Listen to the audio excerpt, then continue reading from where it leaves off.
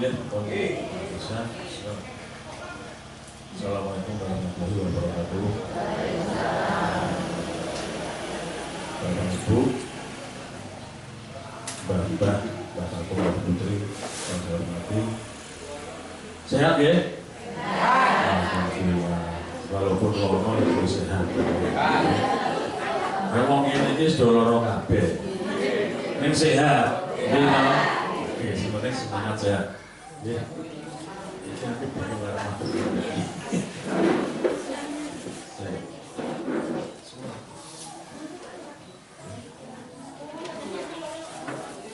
Pada pagi hari ini, saya akan sedikit berbagi ilmu seputar mitos seputar hipertensi dan diabetes. Mitos itu apa mitos?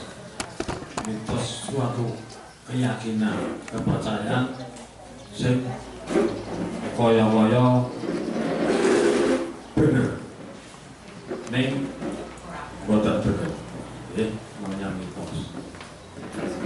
Mitosnya apa nih? Balik desa ini ana sing nuku. Wonge piye? Wonge gedhe dulu. Wolune akeh. Misale gitu. Jare diyakini tenang. Ini padahal sing jare-jare yo ora tau weruh. Ning yakin, gitu. Nah, itu mitos. Nah, ini mitos seputar hipertensi dan diabetes, darah tinggi dan rendah. Mitosnya apa? Sekarang ada berbagai masalah mitos, banyak sekali. Nanti akan kita kupas satu persatu sehingga jenengan nanti bisa memahami, ya.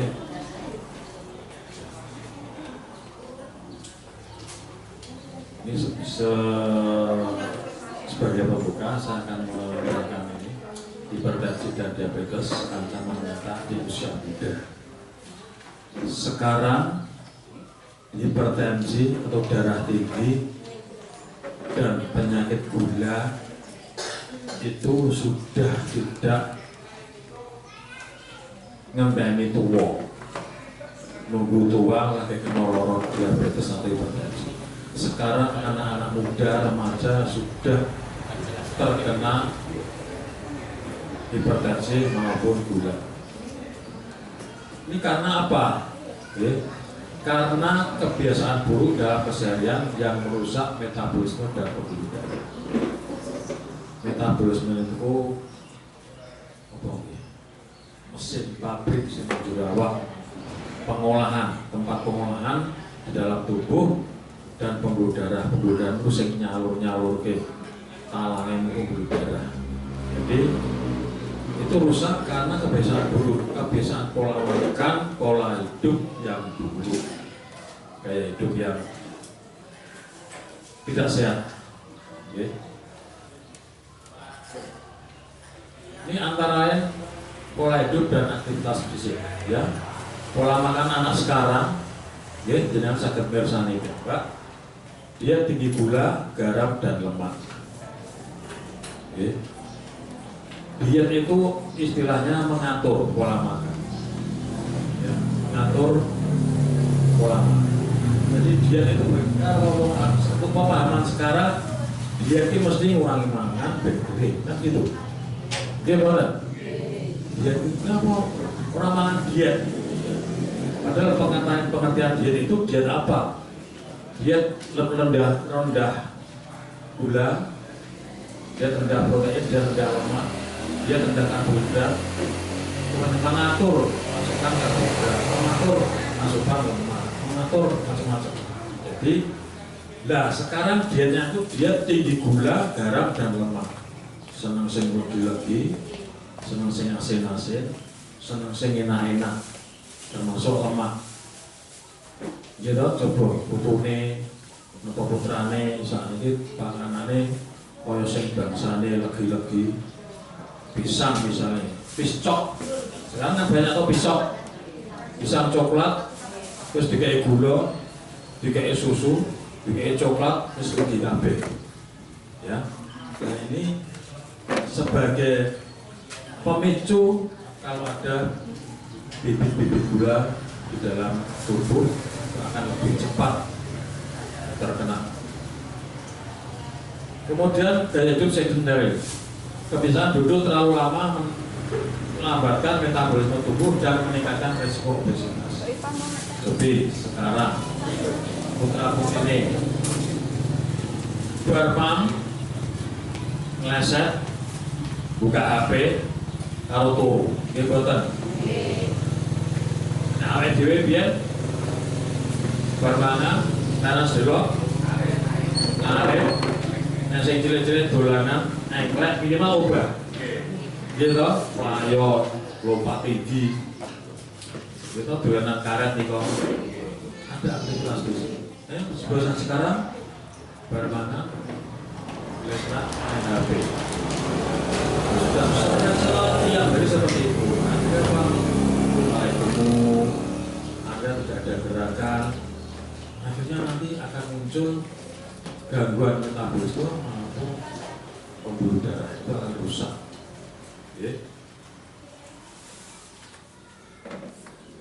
Kemudian ada faktor psikologis dan kebiasaan buruk, stres, ya.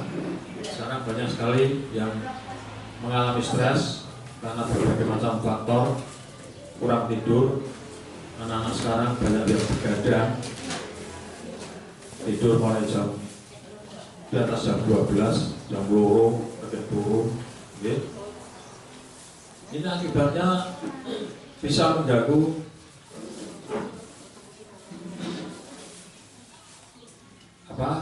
kerusakan pembuluh darah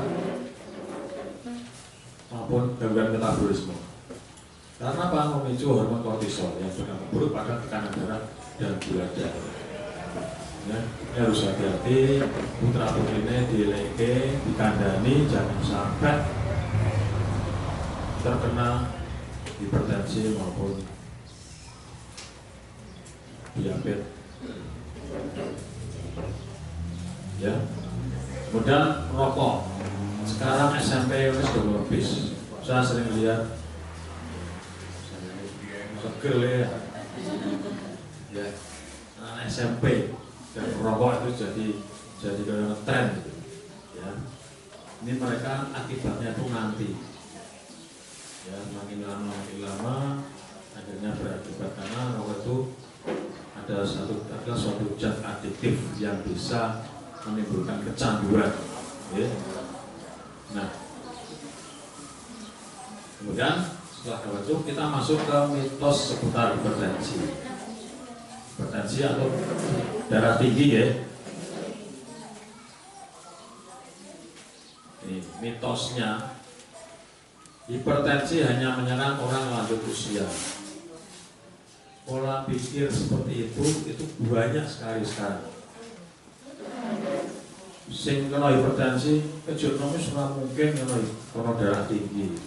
Biasanya sing kena wong tuwek. Gitu. Padahal meskipun resikonya meningkat seiring bertambahnya usia, hipertensi kini semakin banyak menyerang usia muda dan produktif akibat faktor gaya hidup yang tidak sehat, kurang gerak, stres, dan makan makanan instan. Itu bisa memicu darah tinggi. Makanya jangan heran sekarang bocah cilik-cilik kemarin pas 2 minggu yang lalu saya mendapati pasien umurnya 18 tahun, tensinya 190/110. Orangnya agak gemuk. Dia tidak mengeluh apa-apa. Saya sih mengeluh malah pedih. Yang di segitu coba. Ya, jadi pola makannya itu selalu enak terus. Ya, tiap hari tidak lepas dari ayam potong.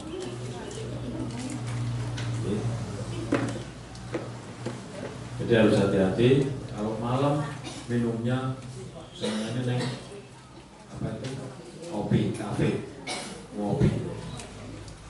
ya boleh ngopi tapi diatur, ya. Ini. Kemudian juga tidurnya kalau bangun jam 9, jam 10. Ya, jadi kebiasaan itu menerapkan 3 pola ya. Siapa loh? 3 pola. Apa mawon? Pola makan, pola pikir, pola hidup. Itu sudah diterapkan terus, insya Allah sehat ya. Nah, jadi hipertensi hanya menyerang orang tua lanjut usia itu salah. Berarti anak-anak, orang remaja, muda, dewasa itu bisa terkena hipertensi, ya. Jadi pola pikir sing menolong tato orang iso. Dia kali mawon. Bocah-bocah yo iso kena hipertensi. Ngoten nggih? Dan yang kedua, jika tekanan darah sudah kembali normal, saya bisa berhenti meminum obat darah tinggi. Ini juga sering terjadi. Ya, apa mbak, kebetulan mikir-oke, gabungan itu pun cek pun normal, pun mari. Ya. Kita harus paham bahwa hipertensi tidak bisa sembuh, bisanya terkendali. Jadi walaupun tensinya normal, itu tetap butuh minum obat. Ya mungkin saya mudun pak 120 per 80, ya terus 110, 90, kontak tensinya. Tidak boleh seperti itu. Jadi kalau kita minum obat terus menerus, itu tensi kita pada posisi yang terkendali, yang normal. Jadi walaupun minum obat terus ya di situ terus, karena stabil. Ya, bahayanya kalau minum obat terus tidak minum obat lagi, tidak minum lagi, itu bahaya. Naik turun kenceng kendur, karena itu bisa berbahaya. Dan jangan sekali-sekali membagikan obat yang telah diberikan dari petugas obat ya. Peh api angkung tonggone dibagi, wah ini podo pakai obat apa aku cocok. Ampun nggih. Saking api aneh, saking ngomongnya tonggone dikai kabeh. Awake dhewe delalah ora kemana. Ya, itu sangat berbahaya. Jadi benar-benar harus diminum obat yang telah diberikan sesuai jumlah yang tersedia, sesuai aturan yang telah ditetapkan. Oke, jangan sampai nanti wadai dibawa obatnya setek beda. Akhirnya apa? Akhirnya jenengan botol minum obat selama beberapa hari, nah itu bisa menaikkan tensi lagi. Tapi ya, nah, ini jika tekanan darah sudah kembali normal, nah bisa berhenti minum obat. Itu salah besar. Yang benar adalah hipertensi adalah kondisi jangka panjang. Obat anti hipertensi harus diminum secara rutin sesuai petunjuk dokter untuk menjaga tekanan darah tetap stabil dan mencegah resiko serangan jantung dan atau stroke. Nah hipertensi itu ganda-ganda yang jantung, yang stroke, yang ginjal. Oke, paham ya? Jadi jangan sampai jenengan lepas obat darah tinggi. Prinsipnya itu habis minta lagi, habis minta lagi. Kesannya stabil. Karena apa? Karena jangan sampai terjadi komplikasi. Dengan minum obat terus darah tinggi, akhirnya komplikasi tidak akan muncul. Ya, harapannya itu guys. Kemudian ini lagi, mengkonsumsi obat hipertensi dalam jangka panjang dapat merusak organ ginjal. Ini yang sering terjadi. Penting ngombe obat terus yuk. orang wedi lagi ginjalmu rusak. Sering tau di masyarakat seperti itu. Mobil obat terus ginjalmu rusak. Kok iso? Dan kita bilang, gak bisa rusak, sudah obat mereka tidak tahu. Ya. Jadi mitos yang terjadi, mitos yang beredar adalah mengkonsumsi obat hipertensi dalam jangka panjang dapat merusak organ ginjal, itu salah. Ya, itu salah. Jadi kalau konsumsi obat hipertensi dalam jangka panjang, faktanya adalah justru hipertensi yang tidak terkontrol yang akan merusak ginjal. Kalau minum obat, minum obat, itu justru akan merusak ginjal. Ginjalnya rusak, jantungnya kena, bisa terkena serangan stroke. Nah, kalau kena stroke, wes harus diapain. Sulit untuk kesembuhan secara sempurna. Paham ya? Sampai di sini paham ya? Jadi prinsipnya obat darah tinggi itu ternyata tidak merusak ginjal, justru memelihara ginjal, ya. Karena obat anti hipertensi yang diberikan oleh dokter dipromosikan aman dan berfungsi untuk organ-organ penting dan dari komplikasi. Ya, kalau diminum terus malah justru melindungi jangan sampai terjadi komplikasi.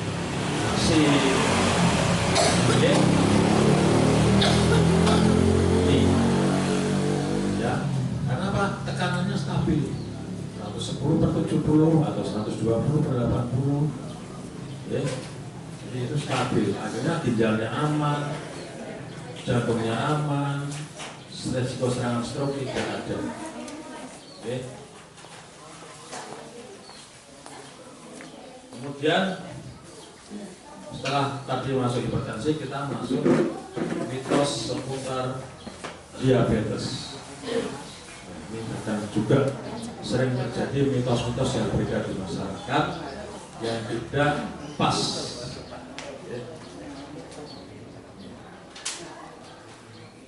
Diabetes disebabkan oleh terlalu banyak konsumsi gula, ya, bukan karena konsumsi gulanya, tapi memang ada organ di dalam yang bisa berakibat diabetes, dan gula itu sebagai pencetus memicu kalau organ dalamnya tidak segera diperbaiki. Ya, ini faktanya adalah konsumsi gula berlebih memang meningkatkan risiko, tapi orang menyebabkan gula tidak menyebabkan gula. Namun penyebab yang lebih konkret diabetes tipe 1 adalah penyakit autoimun, ya, spokonone, cetakane, ya. Sedangkan tipe 2 dipicu oleh kombinasi resistensi insulin, kelebihan berat badan, kurang gerak, dan faktor genetik. Nah, ini semuanya gandeng gerak. Telemon, kurang gerak atau olahraga, dan faktor keturunan, ya, faktor keturunan. Ya. Jadi selama banyak mengkonsumsi gula dan tidak melakukan 3 pola, itu akan memunculkan penyakit diabetes. Tidak semata-mata karena gula itu, tapi ada yang lain, ya, karena insulin resisten, kegemukan, tidak gerak, dan faktor keturunan. Kalau misalnya ini sering terjadi, kalau misalnya bekerja, kadang sering terjadi, saking pedine orang ngombe gula, gitu, kayak neng walas, montong kerja, kesel, orang ngombe gula, lemes boten? Lemes toh? Karena gula itu sebagai zat tenaga. Maka dari itu ya tetap minum gula, merasa wedi kalau nggak ada gangguan, nggak usah takut. Karena gula itu untuk kekuatan sebagai tenaga, Jadi harus minum. Karena kalau tidak minum gula, itu akhirnya gulanya cadangan dilewati liver yang bekerja keras. Saking ora tau di gula, liver kerja keras terus, akhirnya liver kesel, mual sedikit pembekaan. Nah itu. Nah orang di gula akhirnya livernya yang berat, hatinya yang berat, tapi loro liver. Ya, harus seimbang ya. Nek kerja ya sekutune ngombe gula gitu aja.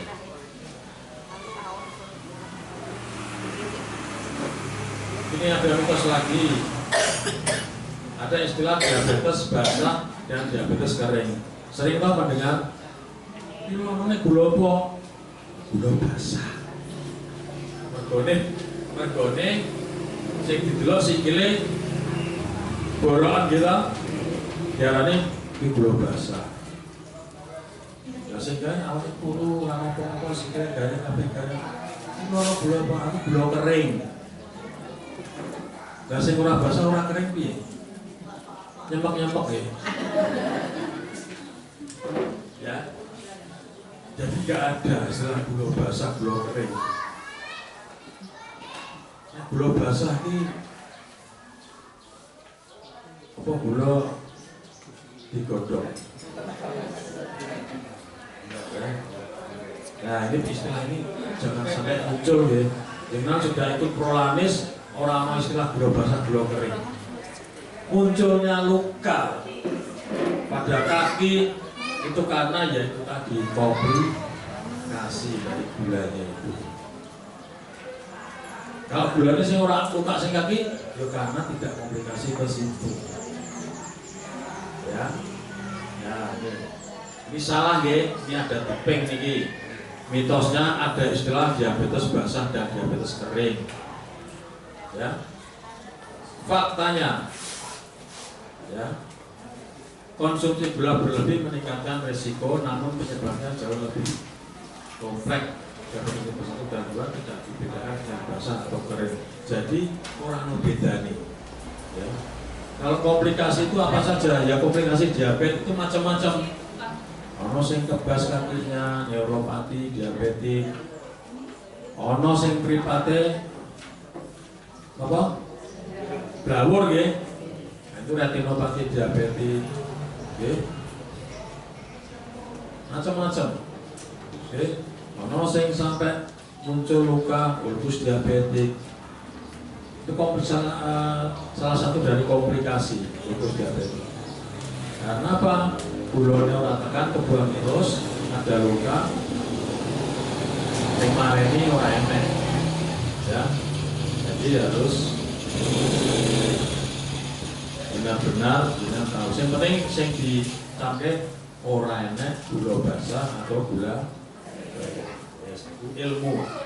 Ya, mungkin ada masyarakat nah kalau gula basah orang enak, gula basah, gula kering itu makanya komplikasi karena tidak minum obat secara teratur muncul komplikasi.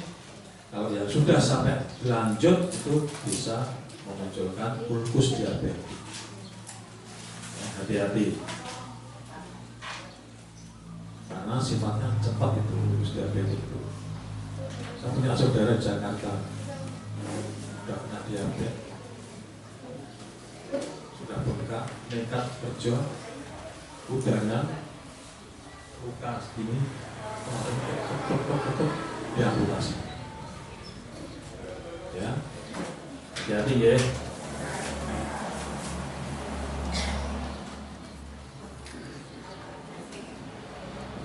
Diabetes tipe 2 itu penyakit ringan. Bukan saya mikir gula itu penyakit ringan atau gula itu penyakit serius. Harus tertib, harus disiplin, harus ikut prolanis. Karena jenengan buatan ikut prolanis tidak akan terkontrol, tidak akan berobat secara teratur, tidak ada akan edukasinya tinggi, penyuluhannya tinggi. Ya. Jadi semua jenis diabetes jika tidak dikelola dengan baik bisa berakibat fatal.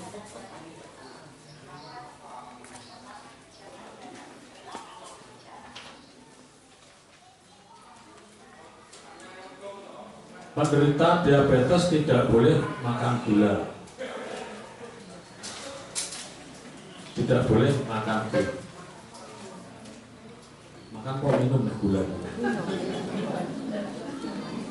Dimakan boleh, diminum terus dimakan deh, tidak diminum deh.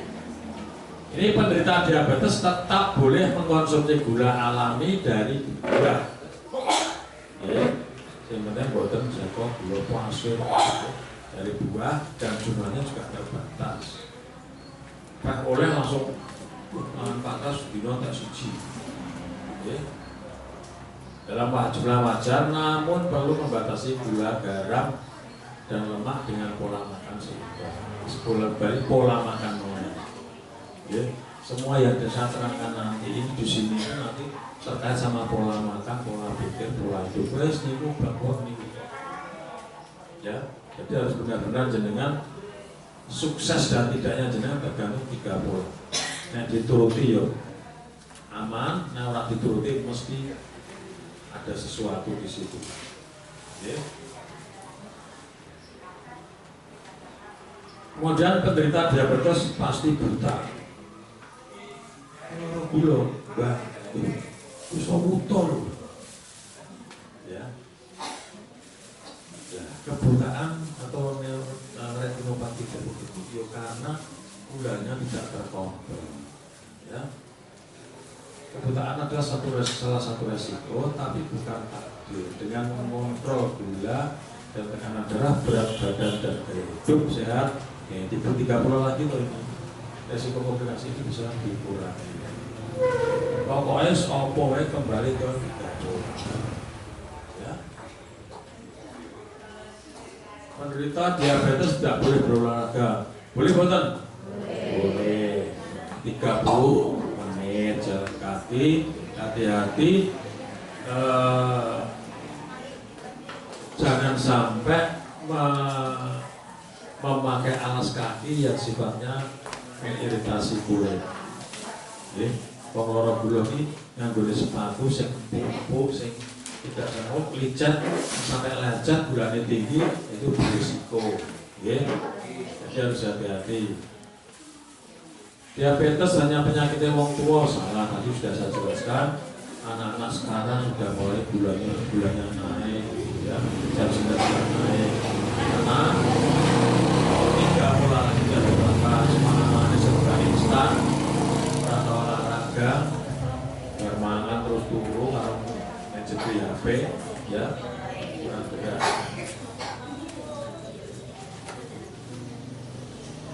Penderita diabetes tidak boleh donor darah. Boleh boten?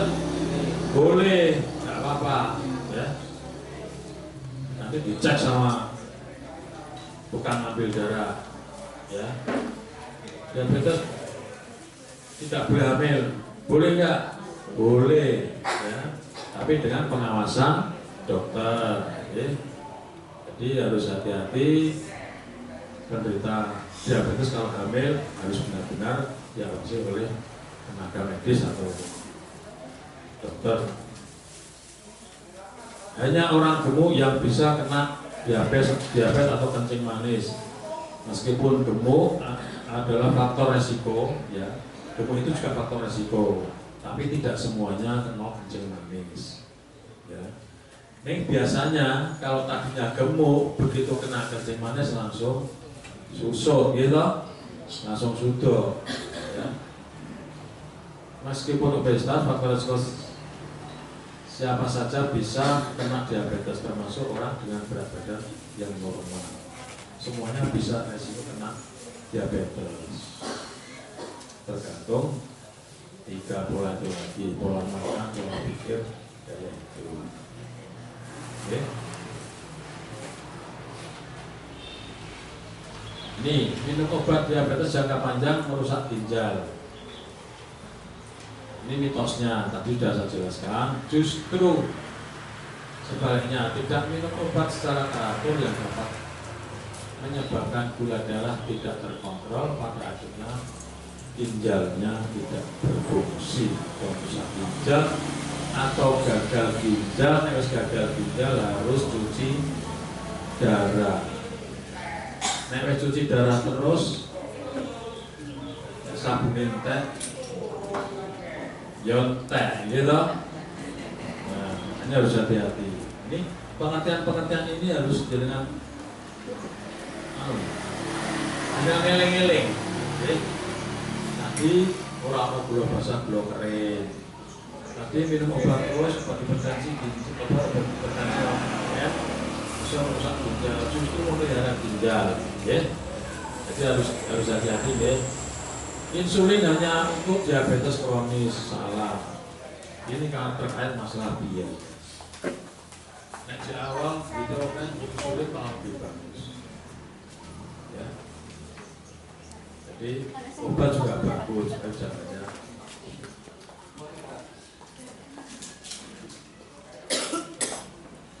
Nah,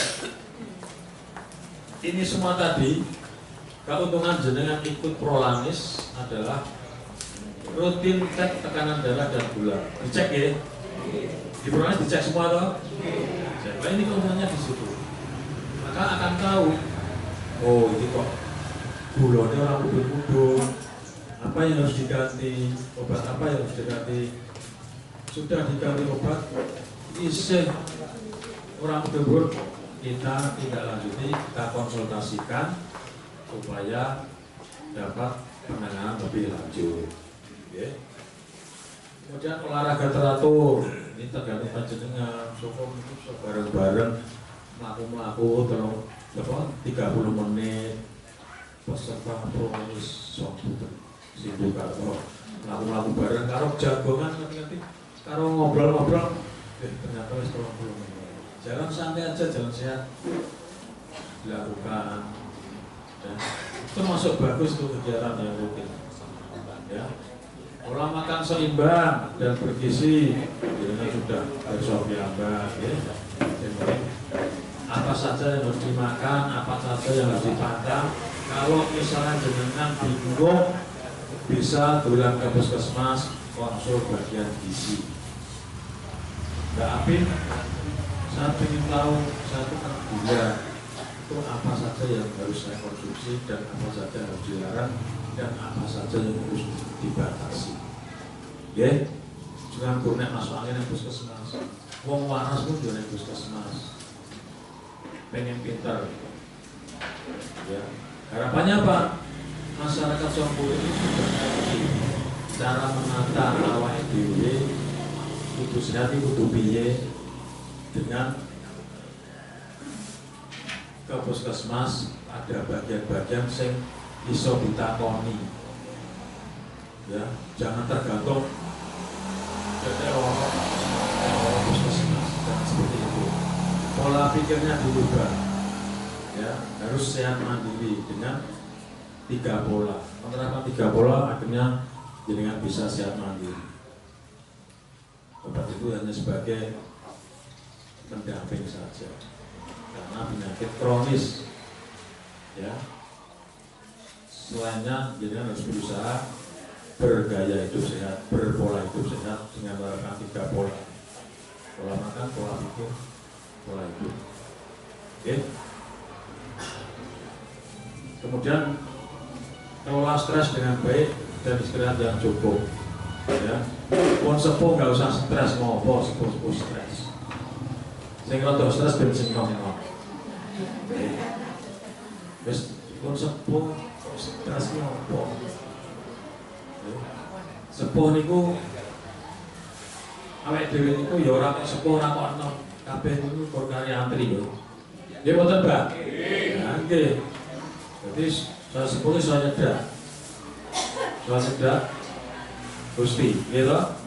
Ya cedak Gusti, ya cedak dalane. Kita ajeng nopo? Ajeng pengen nopo? Pengen mangan enak ya ora oleh. Ya. Pengen nganggo klambi sing larang ya ora patuh. Ya wis apanan mawon, nggih. Sing penting bahagia. Sing paling nyaman iku nek kumpul cerita zaman sekolah iki nang yo atus barang yang kali. Bahkan makan. Zaman biyen kan do atus barang nggih. Nggih. Saiki atus barang sesuk nang kali Pak. Gitu? Saya ngalami juga atus barang ngono wis ketepan wis biasa. Tapi sekarang udah pola ada. Saiki urip dhewe-dhewe. Iki boten bocah cilik tulang kumpul bareng, cekelan HP, walame dhewe-dhewe ngene. Ngono. Zaman biyen kan interaksi. Jagongan lah cilik-cilik walah. Patut nih kok gitu. Kok kayak bujekan buderan. Ya, bulanane kira sikil. Nengklek. Gaproan kok gaprak apa sekarang nggak ada kedekatan emosionalnya sekarang berkurang gitu. Saat ini udah dewi-dewi nih alami dewi-dewi. Coba nanti anak cucu kita nggak ada gotong royong pun nggak ada. Aku ini usahaku kayak anak butuh aku bayar dia boten sekarang terjadi seperti itu. Terus zamannya hobi, ya. Jadi tolong ini kembali lagi ini diperhatikan bahwa dengan menerapkan 3 pola itu semuanya akan berlangsung dengan baik dengan tambahan minum obat sesuai petunjuk. Jangan sampai ada keyakinan bahwa minum obat hipertensi maupun DM itu merusak ginjal. Itu sih dimasakan seperti itu. Ada obat-obat yang bisa merusak ginjal, ada obat-obat yang aman buat ginjal, termasuk obat yang mampu hipertensi maupun. Paham sekarang? Nggak usah takut. Kita konsumsi obat aman. Ini jangan lupa. Dengan gula kolesterol, ya kita sudah dengan apa di sini pokoknya proses KB ini dicek, ya, sehingga dengan tetap terpantau perkembangannya awal ini terpantau. Rotok biasa sih, kok angel terus dirujuk konsultasikan ke dokter ahli, wis normal kembali ke sini lagi. Jadi sudah satu kali. Ya nggak perlu berbondong-bondong yang puskesmas, kita yang hadir, kita yang datang di sini.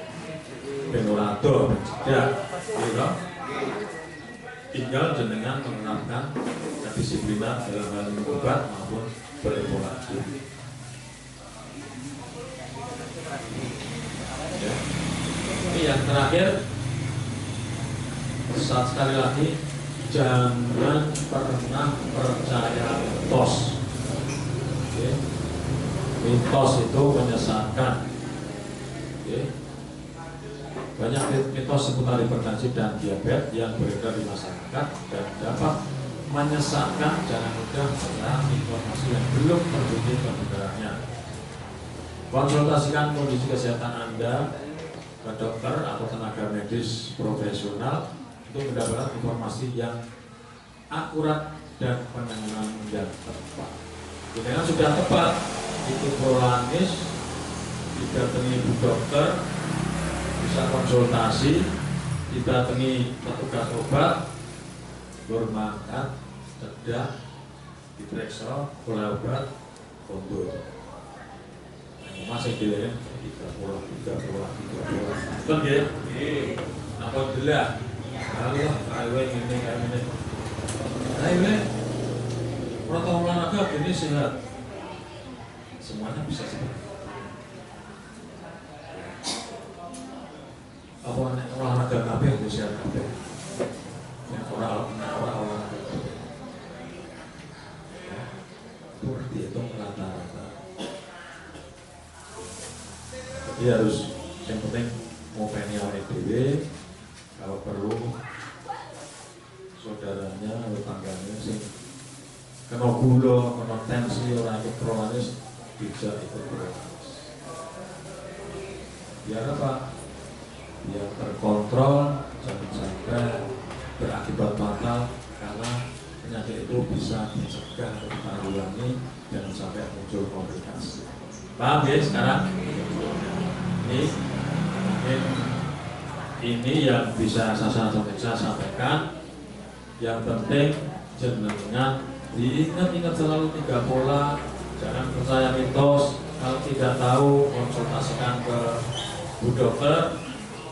Kalau masalah gizi konsultan ke puskesmas bagian gizi. terkait pola makan. Mantap ya? Mungkin itu yang bisa saya sampaikan karena sudah siang dan masih banyak yang berobat. Mudah-mudahan yang saya sampaikan bermanfaat. Terima kasih. Wassalamualaikum warahmatullahi wabarakatuh. Monggo dilanjut.